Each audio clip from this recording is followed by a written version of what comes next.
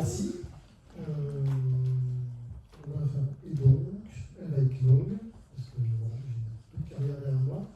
Et je vous remercie parce que c'était assez rigolo de refaire ce parcours depuis le bac. Voilà. Donc juste pour info, voilà où je viens.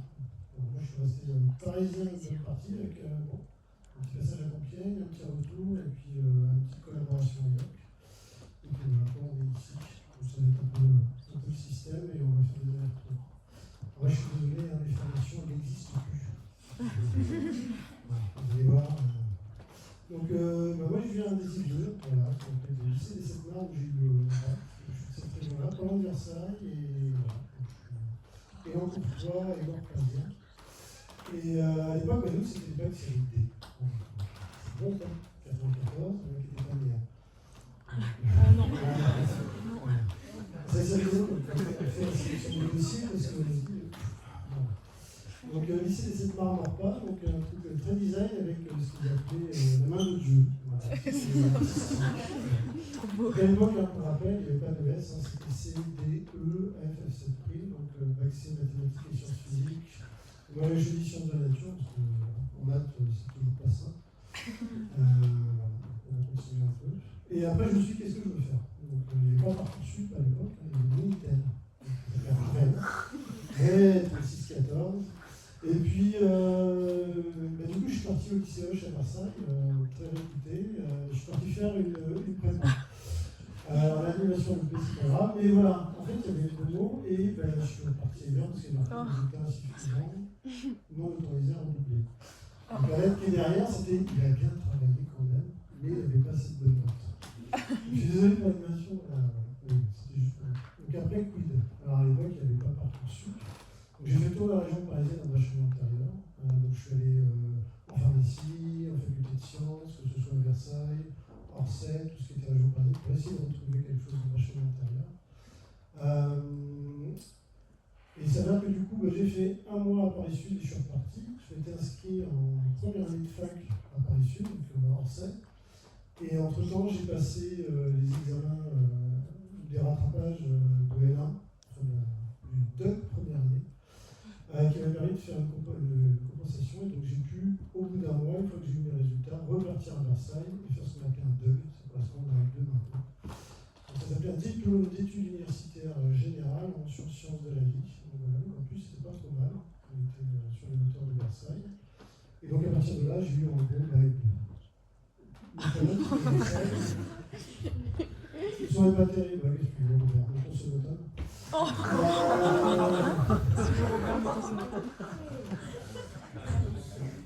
C'était gratuit, c'est le mot gratuit. Ouais, c'est ça. La lettre était gratuite, voilà.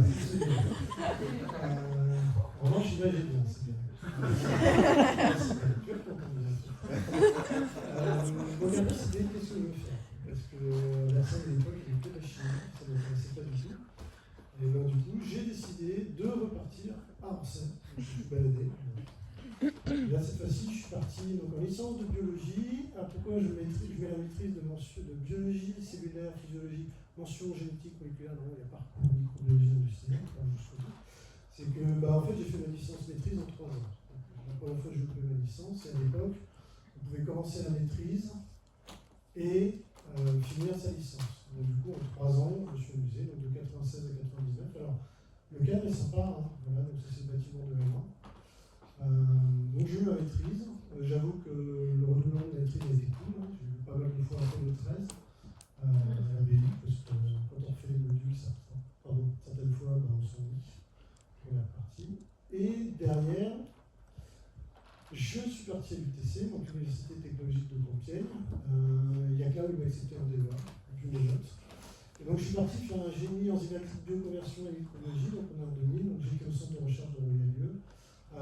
Je le mentionne parce que c'est la seule fois de ma vie, dans ma carrière, où j'ai une mention dans mon parcours. Hein. On y reviendra derrière. On est souvent des imposteurs derrière. Et là, je vais entrer dans le détail. Donc, moi, je travaillais sur ce qu'on appelle la caractérisation et la modélisation d'un anticorps permettant l'obtention d'un anticorps, et une grosse faute d'orthographe, c'est comme ça vous l'aurez, catalytique par du réseau biotypique et de comme ça, vous pouvez cocher. C'est fait. Donc pour rappel, les anticorps faisaient chaîne lourde, chaîne légère, et le postulat c'était que vous pouviez avoir une reconnaissance d'une chaîne variable sur un motif enzymatique, d'en faire une copie et d'obtenir un anticorps qui avait à la fois un site de reconnaissance et un site enzymatique. C'est ce qu'on appelait les anticorps.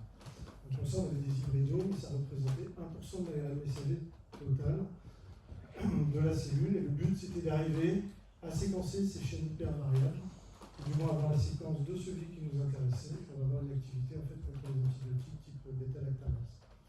Donc ça m'a pris 6 mois et grâce à ça, j'ai réussi à obtenir mon mémoire. Et je me suis dit, il faut que je cherche une thèse.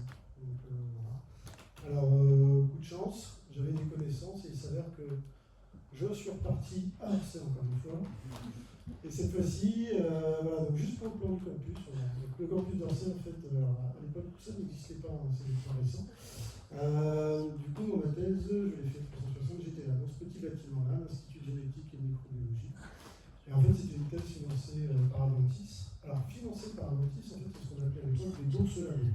C'est-à-dire que chaque mois, j'avais un chèque de 900 € sans bulletin de paie.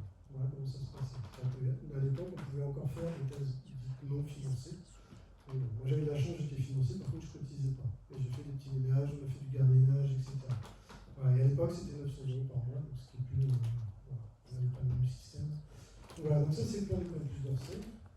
Et là, j'étais à l'Institut de génétique et de microbiologie, donc, voilà, qui depuis est devenu un lieu, un centre antidopage à Orsay pour les JO. L'hygiène n'existe plus en tant que tel parce qu'il y a un regroupement sur le plateau de tout ce qui était biologie.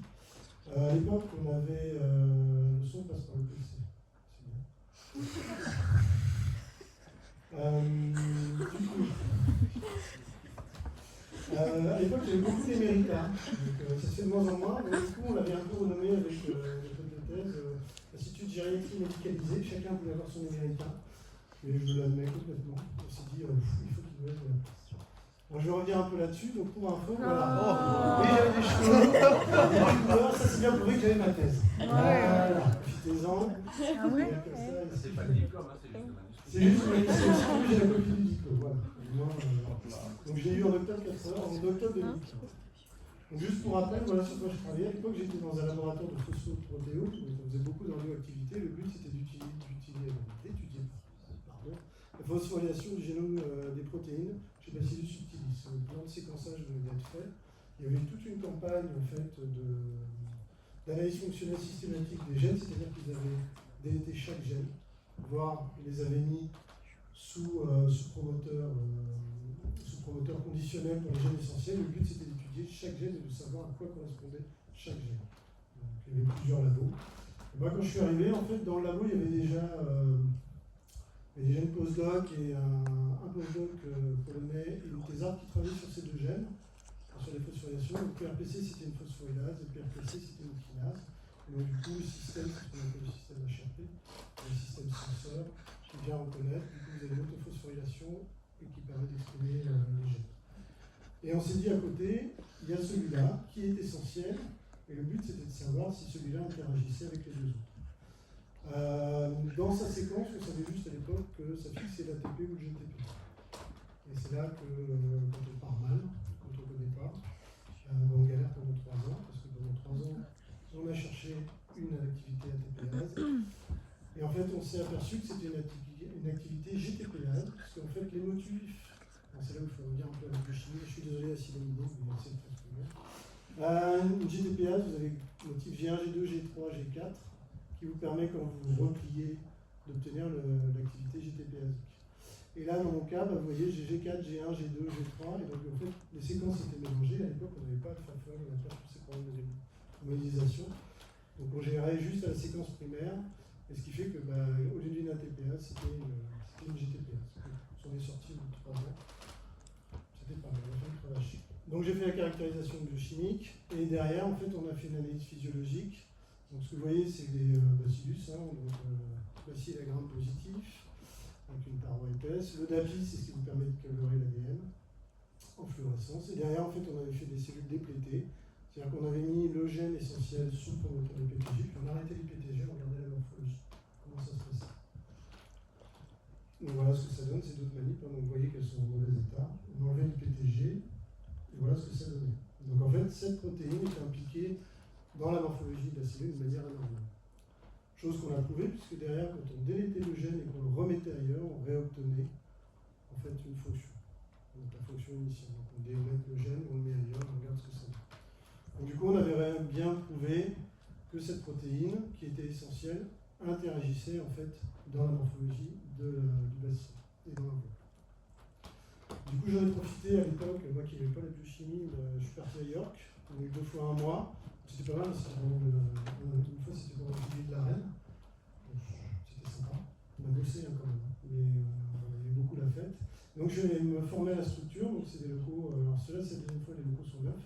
Et je suis allé faire la structure de protéines. Je me suis dit, bon, pourquoi pas. Et au final, voilà ce qu'on a obtenu. Donc on a obtenu la structure de cette protéine. Donc c'était la première fois qu'on obtenait une structure d'une telle protéine avec une mutation, avec un nouveau domaine de fixation au zinc, donc parce que fixation ADN, et un autre motif de fixation. Donc c'était pas mal. Et donc j'avais fini ma thèse, c'était cool. Je me suis dit, voilà. Et j'ai une chef de thèse, j'ai aucun souci à dire avec elle, ça a été très tendu pendant 4 ans. Et je me suis dit, plus jamais je ferai de biologie. Je comptais partir à l'époque, c'était l'avènement de l'informatique. Monter, on démontait, et je me suis dit, bon, je vais y aller. Puis j'ai quand même eu une opportunité. Et en fait, j'ai bougé de 100 mètres, je suis dans un autre bâtiment. Comme quoi, hein, et là, je suis parti donc, à l'Institut de biochimie et biophysique moléculaire et cellulaire, dans le laboratoire de génomique structurelle de la levure, où je n'ai jamais fait de levure, mais j'ai travaillé sur les archées. Donc voilà, à l'époque, c'était les grands projets fédérateurs où il fallait séquencer toutes les protéines des différents micro-organismes pour essayer de voir toutes les fonctions. Donc voilà, donc j'ai pas beaucoup bougé. Les bâtiments, ce sont les mêmes, et nous, on était localisés au rez-de-chaussée. Donc voilà l'équipe du moment, avec notre chef, Herman, qu'on appelait Dieu. Hein. Et donc j'ai fait du coup 2004-2006, donc là j'étais dans le cadre d'un contrat chercheur post-doctorat, avec différents types de contrats. Et le but en fait c'est d'étudier la topologie de l'ADN, bon, je vais passer vite, hein, chez une archée. Alors pourquoi? Parce que l'ADN topolymérase elle est impliquée dans les cancers humains. Et en fait le but c'est que chez l'homme c'est compliqué d'aller récupérer l'enzyme chez l'homme, donc du coup on travaille chez des archées qui sont des modèles très proches en fait de l'homme. On va repasser vite fait. Donc du coup, voilà, c'était une protéine identifiée en 97. Voilà comment ça fonctionnait. Vous aviez 2 sous-unités qui venaient couper avec 2 grains. Et ça permettait à l'ADN, une fois coupé, de se relaxer. Vous vous souvenez, hein, les vecteurs, ils sont surenroulés. L'ADN, c'est pareil. ATP dépendant, MG2+, et donc voilà le mécanisme. C'est-à-dire que vous avez votre ADN qui vient se fixer. Vous avez un autre ADN qui vient ici. Vous avez un mécanisme de clapet qui vient couper l'ADN, l'ouvrir. Et ça vous permet de passer le bras de l'un à l'autre et de le libérer. Donc voilà ce que ça donne. Alors, mes collègues m'ont maudit, alors, pour ceux qui savent un petit peu, la cristallographie, on fait des cristaux pour donner des cristaux de sel, puis après on va au synchrotron, on va faire diffracter. Et soit on a de la chance, soit on n'en a pas. Les résultats, c'est que c'est le 110e cristal passé au synchrotron. Et le dernier, avant que je parte, et après derrière on a dit on stoppe tout le projet, parce que ça faisait 2 ans et ça avançait. Comme quoi le dernier a fonctionné, puisque du coup on a réussi à résoudre la structure avec le système du mécanisme. On voit bien l'ADN qui se met, vous avez une fermeture, une réouverture pour un relargage, et ainsi de suite. Ça c'était le premier.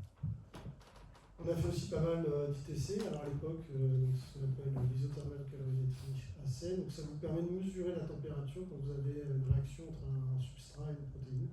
Donc on mesure le dégagement de chaleur. On a ici, plus petit, on a la station, et ça vous permet de faire des études enzymologiques et d'avancer là-dessus.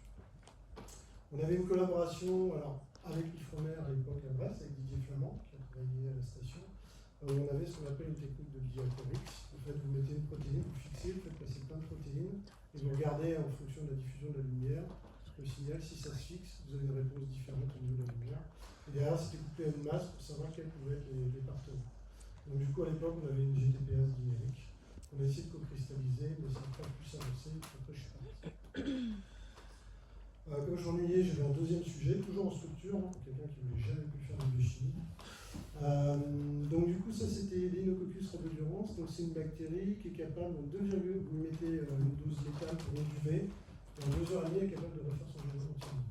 Et la question c'était comment fonctionne cette polymérase, puisque c'est une ADN polymérase, qui est capable de reformer tout le génome de la bactérie en 2 heures et demie après rayon UV. coup, on a résolu la structure, mais en fait, ça ne nous a pas donné plus de choses. Parce que du coup, comparé à celle qu'on connaît, on n'a pas réussi à savoir quel était le mécanisme et la différence.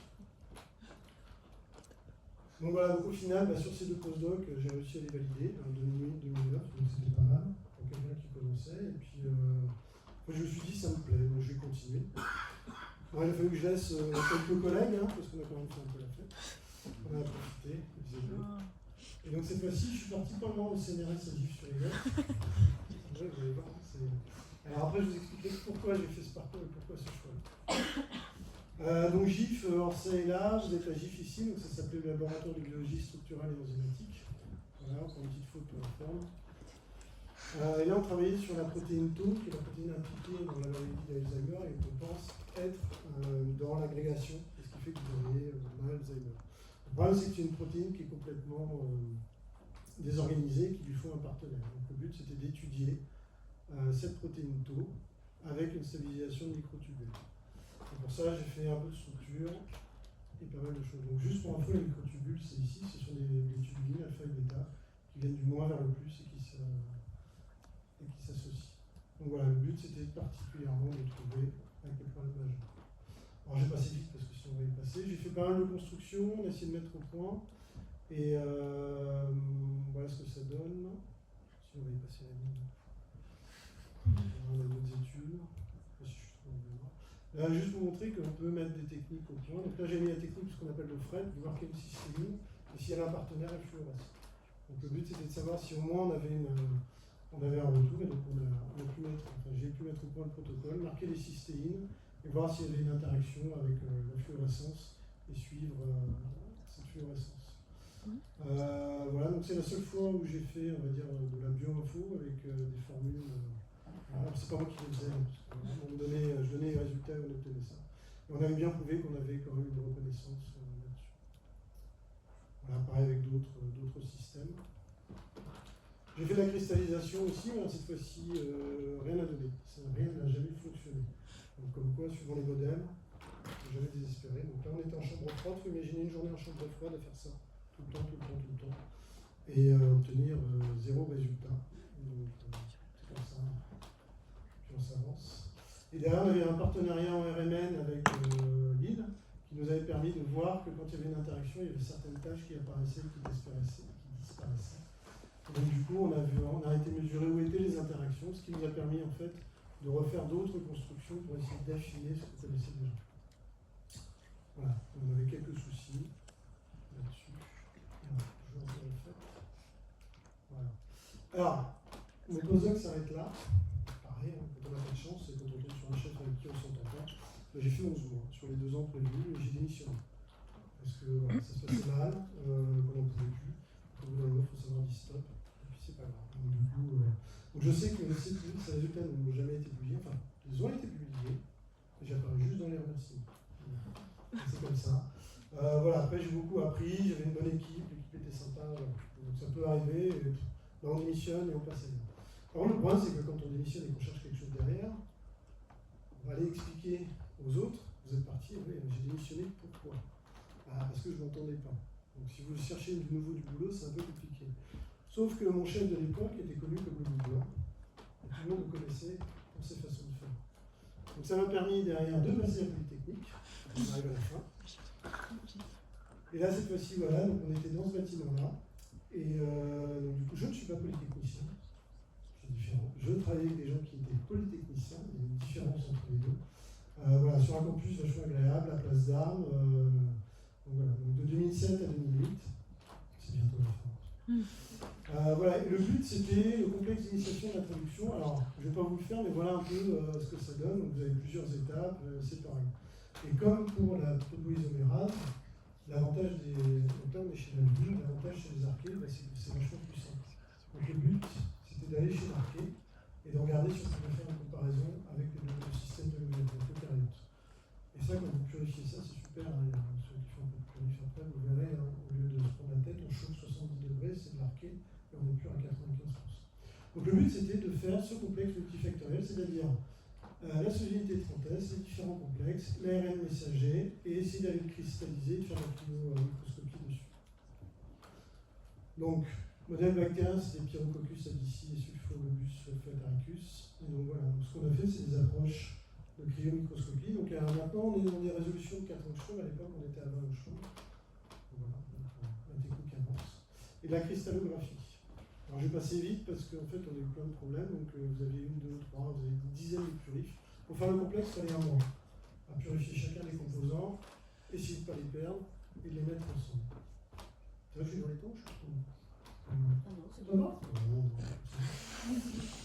Donc on a fait de la purification d'unités de synthèse, des différents composants, et on a avancé là-dessus. Donc voilà, ça n'a jamais rien donné. Ça, on a essayé. Pour la QOM, je ne suis pas un spécialiste. Le but, c'est que vous avez des tâches, enfin, comme des tâches, ce sont des objets, ce sont vos rhizomes en complexe.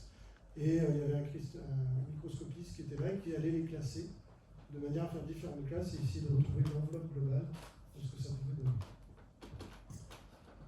Donc voilà, avec les complexes sur gel, vous voyez, vous commencez à voir un peu tout ce système-là. Il y a beaucoup de gel, beaucoup de purifs. Et donc le complexe, vous l'avez là. Tout ce que vous voyez en microscopie, ça fait ça. Donc on est sur l'ordre de 1100 kilodaltons, un gros objet. Et on avance. Pareil, différents types. On a fait aussi des études pour savoir si ça fonctionnait, ce qu'on appelle l'autoprint. Donc la question, c'est est-ce que notre complexe était fonctionnel? Donc, pareil, quand vous faites de la structure, est-ce que votre structure elle est bien? Est-ce que vous êtes fonctionnel ou pas? Si elle n'est pas fonctionnelle, ça ne sert à rien de continuer, ça veut dire que votre modèle n'est pas bon. Donc on avait l'ADN, on faisait une ERT, on mettait tout le complexe, et si jamais on voyait que l'ARN en RT s'arrêtait, ça voulait dire que notre complexe était fonctionnel. Ce qui est bien le cas, parce que du coup, on avait réussi à ça. Le gros donné Sorbonne. Alors, vous voyez, une belle photo de Sorbonne. Gros verbe, il a changé de vie.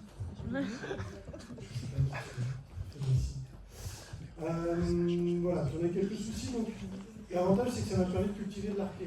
Alors, l'arché, il faut savoir que certaines ne se cultivent pas et d'autres se cultivent. Donc là, pour cultiver cette souche-là en laboratoire, donc vous êtes à 80 degrés, pH 2, il faut compter un mois pour avoir un fiche collant.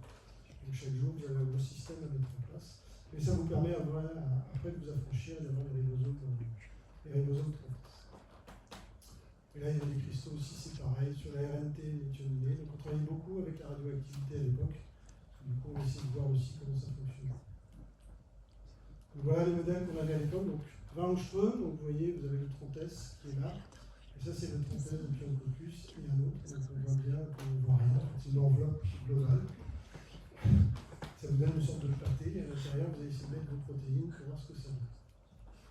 Alors, 2008, je vous ai expliqué, c'est mon dernier postdoc. Donc on est en 2008, et j'ai eu la chance de revoir ma chef de postdoc qui est passé à la station quelques années. Et en 2016, en fait, je suis sur la publi, ils ont réussi à résoudre en microscopie tout le complexe d'initiation de la production chez l'ARC.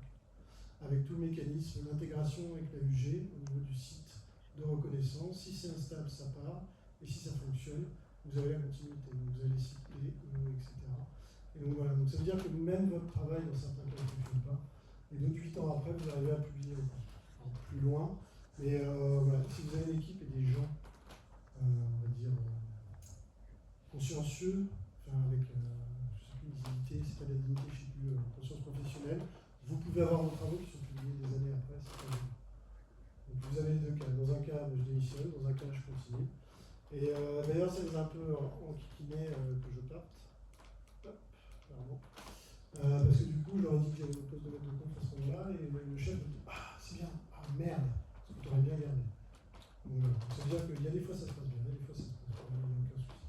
Alors j'invente celle-là parce que moi j'aime pas le foot et il fallait bien fallu que je me fasse embarquer dans l'équipe de foot de Polytechnique. Donc c'est la seule image où je suis dans une équipe de foot. Je ne suis pas passé.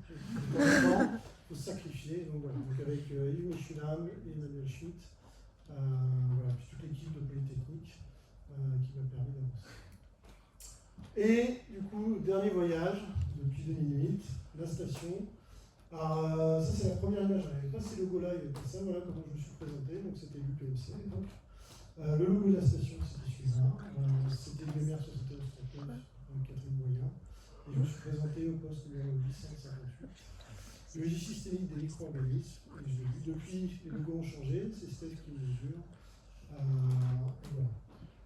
Et depuis, j'ai pas bougé. Alors, je vais pas revenir sur ce que je fais maintenant parce qu'on va y passer des plombs et beaucoup de choses ont changé. Juste pour montrer que maintenant on sélectionne les dossiers. Voilà des extraits de terminal. Lionel pourrait faire beaucoup mieux, il estime sans doute que cela est inutile. Voilà, total admission sur 20, 10 à 4 sur le bac, hein, pour la mention 10-26, comme quoi je connais. Bien sûr, je l'ai eu. Ensemble médiocre, mais de l'intérêt, attention, l'oral est faible. Voilà. Résultat insuffisant, autorisé à doubler. La mention quand même, puis je termine avec une mention très honorable et puis une citation du jeu. Juste pour vous dire que si vous voulez réussir, avec des notes comme ça, j'ai réussi à faire ce que je voulais. Donc vous déjà, vous avez un niveau qui est meilleur que le mien, j'ai aucun souci là-dessus. Du coup, vous sélectionnez, vous jugez, je ne sais pas si on est vraiment dit, mais bon, on s'en sort pas très mal, j'estime, et faites-vous plaisir. C'est surtout ça. Voilà, moi j'ai navigué, c'était un peu le parcours du groupe qui ne savait pas trop quoi faire. Moi j'ai fait pas mal de choses, j'ai 3 concours ingénieur de recherche, 2 concours maître de conf avant d'avoir celui-là. J'ai fait du CNRS, j'ai fait du Sorbonne, j'ai fait pas mal de choses et en fait j'ai fait ce que j'avais envie de faire et de m'éclater, à droite, à gauche. Et je n'ai pas bougé de région parisienne pour une simple raison, c'est qu'on m'a fait souvent reproche. C'est que les postdocs à l'époque on les trouvait beaucoup en région parisienne. Et quand on est passé de postdoc en postdoc, voilà. Après j'ai fait un concours à Marseille, j'ai fait un concours à l'INRA de Nantes, et là j'ai été pris à Roscoff où je ne devais pas rester, et puis du coup depuis 2008 j'y suis. Donc voilà, donc vous laissez pas aller, puis on fonctionne, on y arrive, et puis ça se passe toujours bien. Et juste pour info, je vais faire une petite dédicace à Jean, je sais qu'il est rentré chez lui aujourd'hui, et je fais un gros poutou. Sur ton téléphone avec un message. Ah, voilà, donc ça c'est les TP de VMA qu'on a fait pendant des années. Vous avez envie de faire un bac de chimie. C'est ça. Donc du coup, voilà, c'était de me faire un gros poutou, et puis je suis terminé. Et je vous remercie de m'avoir écouté.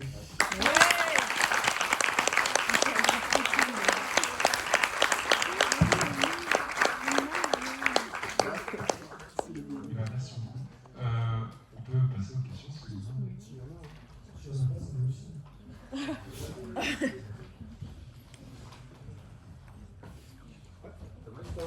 Parce que sinon il y a M. Bélé, il va pas entendre.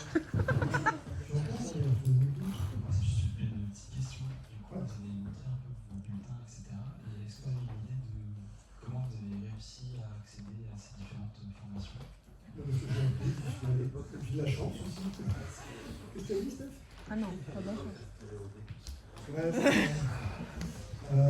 non, j'ai appelé, je me suis motivé, j'y suis allé.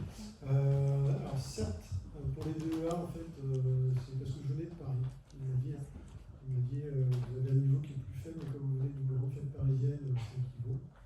Voilà. Et puis, je suis toujours débrouillé, en fait. Avec des contacts, des relations, voilà. La thèse, je l'ai eue avec celle qu'on a fait maintenant, sur l'intériorité. Et puis, voilà. Elle avait entendu oui dire, et c'est comme ça que ça fonctionne. Vous faites passer les infos, vous discutez, des relations, vous faites des lettres de recommandation, voilà. Il y a aussi le fait que chez des tests, c'est plus simple. Mais bon, en fait, jusqu'à la maîtrise, je ne savais vraiment pas ce que je voulais faire. Et les cours étaient chiants, hein. Sauf que je fais de la bioche, on me dit d'accord, c'est super joli, j'aime bien. Je suis le premier à le dire. En fait, au fur et à mesure, comme on avance, vous commencez à voir tout ce qui est complexe, tout se met en place, tout se mélange et vous voyez les liens entre les choses. Et c'est là où ça devient intéressant. Et c'est là où on dit, ah bah ouais, j'y arrive. Donc voilà. Et depuis, maintenant, je garde ces complexes, je fais aussi bien de la génétique, de la biochimie, de la structure. L'avantage que j'ai, c'est que j'ai un panel complet, ce qui fait que je suis capable de tout faire. Pas tout jusqu'au bout. Je survole. La phylogénie, c'est un autre truc, et les biomates encore moins. Je suis pas particulièrement, mais tout ça permet de. Voilà.